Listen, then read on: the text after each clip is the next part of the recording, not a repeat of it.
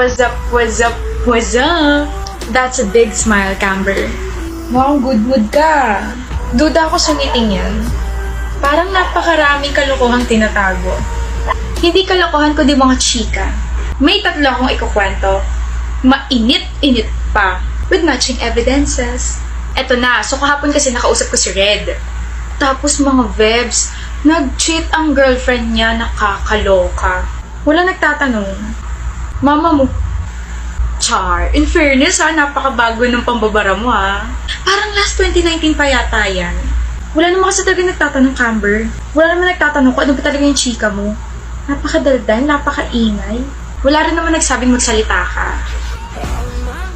Tsaka counted ba opinion mo? Kasali ka? Kami na yung nag-uusap Share niya lang naman kasi alam niyang wala kang alam. Look, joke lang. Joke lang?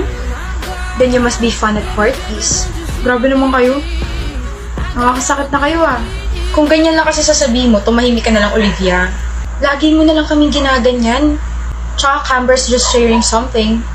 And we're not even complaining. Nakakasira ka na mood, alam mo ba yun?